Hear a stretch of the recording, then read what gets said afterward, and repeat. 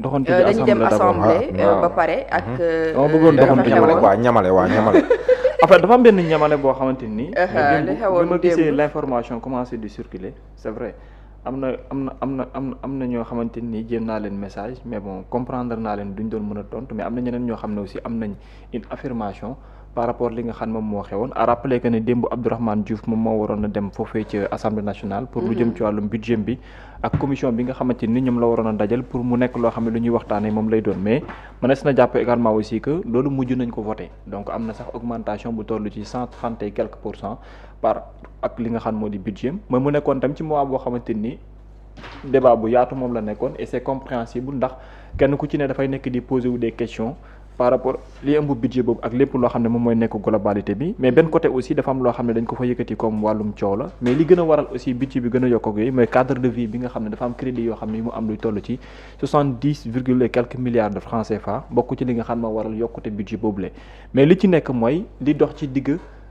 kii di Abdourahmane Diouf ak ñenn ci way député ginnaaw bi nga xamante ni communiqué bu président Bassirou Diomaye Diakhar Faye bi génn na te mu mel ni luy créé waat beneen coow loo xamante ne la ca am la loolu nag ñu baree bari am loo xamante ne tendance la ak kàddu yoo xamante ni yëkkati nañ ko ci kanamu ministre de l'environnement mu juraat nag ñu baree bari jàpp ne même démb ci bi ñu amal lu jëm ci wàllum commission bi donc xawoon naa métti diggante Abdourahmane Diouf ak ñeneen ñi nga xam ñoo di député yi ndax position gi ñu jàpp ne am na ko aujourd'hui ak tamit li ñu koy tuumaal ne lu baree bari li yàqu ci diggante yi du ko nekk dul mooma ni nga ko waxee démb ci assemblée nationale ci examen du projet de budget du ministère de l'environnement en commission technique député yu bëri daal dinañuy yëkki ay kàddu ñenn ñi nag kàddum laaj la woon waaye ñu ci bëri nag seen intervention concerné wul woon lu jëm ci wàllum projet bi wala sax budget bi mais c'était des attaques personnelles ni ki démb loolu la ñu seetlu foofee ci assemblée nationale. il y a même 3 minutes de silence yoo xam ne ni am na xam nga au-delà des chiffres yi nga xamante ni moom leen si wax ministère de l'environnement ak yu demee noonu démb attraction bi moom moo nekkoon nan la docteur Abdourahmane Diouf di taxawee biir assemblée nationale ci commission ngir ñu examiner son budget bu ñu xamee le comité d'accueil bi nga xam ne ni moom moo fa amoon entre guillemets ak tamit lii ñu annoncé woon par rapport ak examen boobu nga xam ne daan waroon na am démb parce que bu ñu fàttali ko docteur Abdourahmane Diouf dafa nekkoon Brésil dans le cadre de la COP 30 mu dagg voyage am ñëw uniquement pour loolu te probablement dafay delluwaat Brésil si wàllu COP boobu nga xam ne waxtaan bu yaatu la bu ñuy waxtaanee wàllum climat ak tamit réduction des émissions à gaz à effet de serre de gaz à effet de serre ak yu demee noonu donc démb bi mu amee tension yi c'était palpable te li ñu bëri xaaroon la te même docteur Abdourahmane Diouf moom amoon na si ay xibaar yu wóor que bu ñëwee dina métti moo tax il n'a répondu à aucune des questions yi nga xam ne nii dafay laal si taxawaayam si wàllum politique ak yooyu noonu waaye quand même il a essuyé des attaques yoo xam ne ñëw na lu bëri si waa Pastef ñii di ko wax warkat ñii di ko wax leneen ak leneen donc loolu am na si man sax am naa xibaar ne que si ñii doon wax dañu voté budget beeg yooyu noonu il y a eu une consigne claire venant du président du parti Pastef bu leen wax ne que voté bi budget bi nañ ko voté donc loolu man am naa si xibaar bu wóor donc finalement voté nañ ko même bu nekkee métti woon na taroon na Maître Abdoulaye Tall aussi am si taxawaay bu am solo parce que comme moom mooy le président de la commission des lois te tamit loi des finances moom la ñuy càmbar donc mu am si taxawaay boo xam ne ni bu am solo taxawaayu président commission des lois am naa tamit si yenn xibaar ne que docteur Abdourahmane Diouf mi ngi tontuwul si loolu te provocation yi beneen xibaar aussi docteur Abdourahmane Diouf man jot naa ay xibaar ne que bi mu ñibbisi kañ la ñibbisi defe naa barki dem la ñibbisi bi mu ñibbisee après si waxtu stop il a été reçu par le président de la République loolu yëpp lu mu lay yóbbee mooy dinañ si ñëwaat mais indication yi muy wane mooy docteur Abdourahmane Diouf fi ñuy waxtaane nii la fa amoon la ma waxoon barki dem si altine laay waxoon ba tey ba léegi nii il jouit de la confiance entière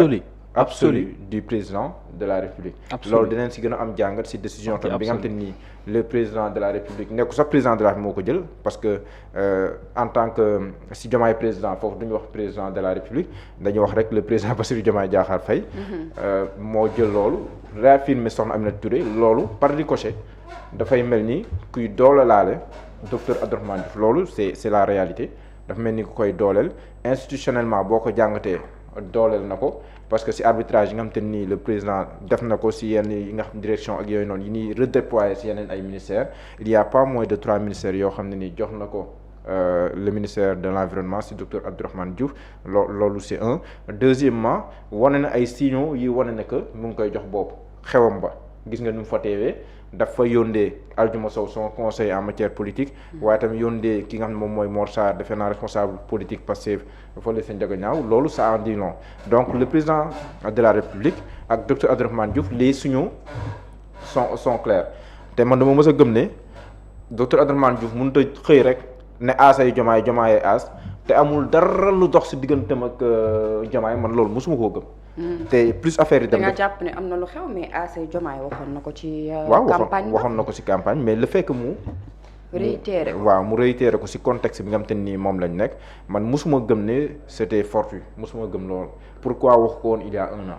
lan moo tax mu wax ko dans le contexte actuel dem baam mi ngi laaj lan moo tax xew mi mu defee ko ni mu ko defee ren lan moo tax defee ko noonu daaw donc loolu ce sont des questions kuy jàngat politique da ngay xam ne si contexte bi ñu toll aucun acte ne se pose de manière anodine non soxna Aminata Touré mi ngi foon discours am maanaam léegi carte gi dafa leer soxna Aminata Touré mi ngi woon si xew boo dégloo discours am déglu Aldiouma Sow conseiller spécial du président de la République en matière politique na mu waxee carte gi dafa leer loolu joxoon na. les discours ont été très clairs. joxe na indication damay bañ a xuus si li ñu wax après. joxe na indication président de la République. joxe na indication As joxe na indication Mimi Touré te après bi président parti Pastef waxee tamit am na lu bëree bëri lu mu leeral kon loolu boo tegee li nga xamante ni moom mooy puzzle bi li nga si war a tegee pour composer ko dafay doon lu leer la mais en tout cas As démb il a passé un mauvais quart d'heure comme ni nga koy waxee à l'Assemblée nationale mais il s'y était préparé parce que xamoon na ko il y avait des signes annonciateurs yoo xam ne ni am na si loolu leneen ni institutionnellement il jouit toujours de la confiance du président de la République malgré les propos du président du parti Pastef par ailleurs premier ministre de la République du Sénégal te loolu tam altine fii ñu ngi doon wax ne que buntu la bu ubbeeku qui peut être source de discorde mais dafa mel ni apparemment président fi mu jàpp mooy docteur Abdourahmane Diouf dafay des premier ministre fi mu jàppoon moom mooy docteur Abdourahmane Diouf waratul da des donc loolu tamit buntu bu ubbeeku la l'avenir nous édifiera. par rapport ak mbir moomi Babacar assemblée nationale li fa xewoon examen du projet budget bu jëm ci wàllum environnement coow lu muy bari budget bi mujj nañu ko voté la position de maître Abdoulaye Tall mais également Ismaïla Diallo moom mi nga xam ne moom moo déclenché mbir yi foofee ci assemblée. moom moo déclenché voilà moom moo njëkk jël parole wax lu jëm ci wàllum loolu. attaqué ko mel ni comme genre kuy wax ne que ñoom daal trahison la ñu gis entre guillemets ci par rapport ak mots yu nga xam ne jot na ko yekki foofee ca assemblée nationale donc attaques yi bëri na woon. de l'autre côté Famara Mané moom mu def comme li nga wax 3 minutes de silence yu mu observé. maître Abdoulaye Tall mu jël la parole il a pu calmer jàpp na ni budget Sénégal la. donc dañu ko war a mën a voter Samba daan ko ci de l'autre côté donc ku nekk daal. Samba daan tam moom li mu tegoon dag na lool wala. waaw. d'accord léegi mais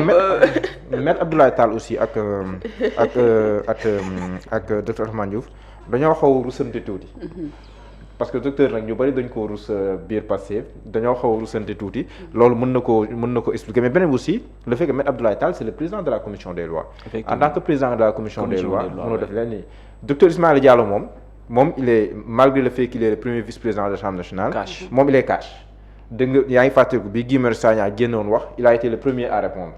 moom yenn saa yi sa gars yi da koy naan yow moom bul wax toogal rek déglu parce que moom quand il parle il est cash lu mu sentir lu mu gëm loolu lay wax directement loolu tam c'est docteur Ismaïla Diallo donc ku nekk ñiy calmer neen ñiy wax nañ leen métti c'est ça aussi l'Assemblée nationale. L'Assemblée nationale c'est un espace éminemment politique.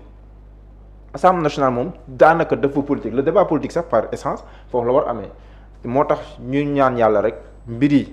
bañ a àgg fi ñuy ragal mu àgg fa parce que bu fa àggee tamit Assemblée nationale dina boy loolu dina métti loolu dina tàng loolu. waaw. alors Babou par rapport ak Assemblée nationale ak budget bi ñu fa doon voté. waaw coowal ay politique la te coowal ay politique moom ma ne su nekk lu dul lees waxtaanee ci mbedd parce que lu mu gën ci biir tamit ci biti lay mujjiwaat mais bon man jàpp naa ne avec des ambitions am na yoo xamante ni su xewee tamit lu mënul ñàkk waxtaanee lay doon parce que les députés dama gëm ne benn mbir la ñu am ci seen biir xel mooy y a un président de parti boo xam ne am na benn confiance absolue bu ñu ko jox ak tamit benn yaakaar bu ñu am ci moom am foo xam ne tam foofu la ñuy positionné wu dañoo jàpp ko ne force politique personnalité boobu moom moo tax ñu yegg fa donc toute chose bu ñu gis yaakaar ne lii mën na indi benn problème wala muy néewal doole seen leader politique boobu noonu mën nañ am une position de défense concernant nga xam moo di seen président de parti est-ce que réellement également aussi fañ ko doon defee ndax coowal politique war na fa mën a demee noonu bien sûr parce que l'enceinte ci jëm boppam dàqewu ne ni mel ndax looloo ko tëgg te loolu également mooy bokk ci li koy say donc lii muy am rek lenn la mooy il faut que bu confrontation di war a am ci ñaari boor yi am kenn koo xamante nii dina xaw a wàcc tuuti wala mu xaw a bañ a yegg ci benn excès bu tax ñi nekk di wax ça a été hier la position du ministre qui n'était pas venu en tant que politique ça peut se permettre au niveau des députés te loolu également aussi moo waral tamit peut-être que répondre ci yenn provocation yi nga xamante ni am na ça peut se comprendre le plus important c'était quoi le budget du Sénégal ñu voté ko te mu concerné woon benn ministère pas un ministre parce que man loolu laa gëm man dama gëm ne coow li yëpp mooy que ne du ministre bi mais ministère la d'autant plus nekkul ministre bi te ministère bi la et ministère bi li muy servir ce sont des Sénégalais on doit tout faire de sorte que ministère boobu nañu natal ko lu ñu ko war a natal pour mu joxe service boo xam ne da koy rendre au nom du peuple sénégalais et ceux qui sont à l'Assemblée nationale également aussi service bi ñuy joxe aussi c'est pour les Sénégalais donc pour ma natal loo xamante ni après Sénégalais lañ koy servir waru mën a nekk problème beneen bi nag mooy li ma la wax sànq querelle politique la boo xam ne amagul finalité dafa dooragum déjà donc ñoom bu ñu gisee l'occasion pour pouvoir s'adresser à la personne dañu koy amal ci na mu waree nit ki kay moom mi nga xam moom la mbir mi concerné en tant que ministre mooy xam nan lay def am abstention boo xam ne dina ko permettre ak lu coow li bari mu mën a am aussi nu muy mesurer jëmm boppam de sorte que du tàbbi ci yenn yi nga xamante ni après mën na indi problème mais bon c'est bien compréhensible c'est bien normal pour clash politique muy am finalité yu mel nii d'autant plus l'occasion se présente pour certaines personnalités politiques notamment les députés. xam naa ne docteur dafay xaar conseil des ministres bi laata muy dem foofee ca Brésil parce que tey le mercredi. waaw normalement peut-être bien. normalement peut-être bien. alors on enchaîne directement avec la revue de presse yéen kaay yi lan la ñu xëyee tey. coowal